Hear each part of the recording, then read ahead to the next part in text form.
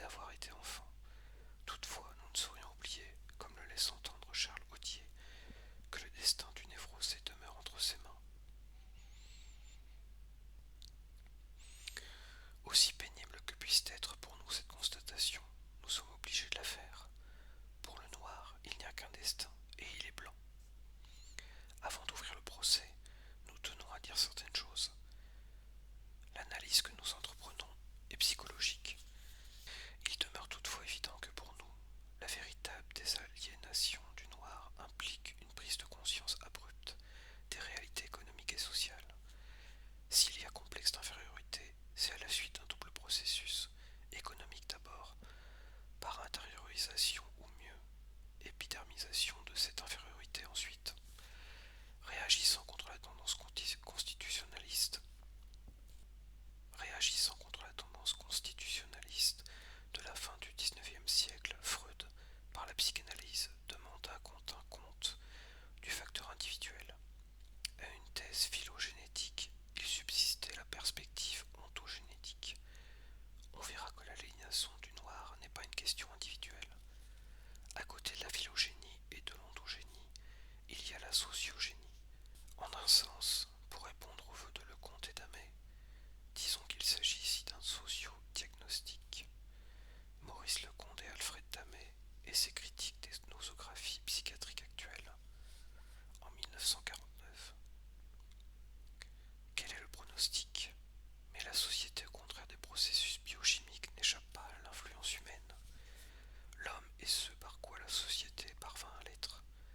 Le pronostic est entre les mains de ceux qui voudront bien secouer les racines vermoulues de l'édifice. Le noir doit mener la lutte sur les deux plans, attendu que, historiquement, il se conditionne, toute libération unilatérale est imparfaite, et la pire erreur serait de croire en leur dépendance mécanique. D'ailleurs, les faits s'opposent à une barrière inclination systématique, nous le montrerons. La réalité, pour une fois, réclame une compréhension totale. Sur le plan objectif comme sur le plan subjectif, une solution doit être apportée. Et ce n'est pas la peine de venir, avec des airs de crabe c'est ma faute, proclamer qu'il s'agit de sauver l'âme. Il n'y aura d'authentique désaliénation que dans la mesure où les choses, au sens le plus matérialiste, auront repris leur place. Il est de bon ton de faire précéder un ouvrage de psychologie d'un point de vue méthodologique. Nous veillerons à l'usage. Nous laissons les méthodes aux botanistes et aux mathématiciens. Il y a un point où les méthodes se résorbent. Nous voudrions nous y placer. Nous essaierons de découvrir les différentes positions qu'adapte le nègre en face de la civilisation blanche. Le sauvage de la brousse n'est pas envisagé ici. C'est que, pour lui, certains éléments n'ont pas encore de poids. Nous estimons qu'il y a, du fait de la mise en présence des races blanches et noires, prise en masse d'un complexus psycho-existentiel. En l'analysant, nous visons à sa destruction. Beaucoup de nègres ne se retrouveront pas dans les lignes qui vont suivre, pareillement beaucoup de blancs, mais le fait pour moi de me sentir étranger au monde du schizophrène ou à celui de l'impuissance sexuelle n'attaque en rien leur réalité. Les attitudes que je me propose de décrire sont vraies. Je les ai retrouvées un nombre incalculable de fois, chez les étudiants, chez les ouvriers, chez les souteneurs de Pigalle ou de Marseille,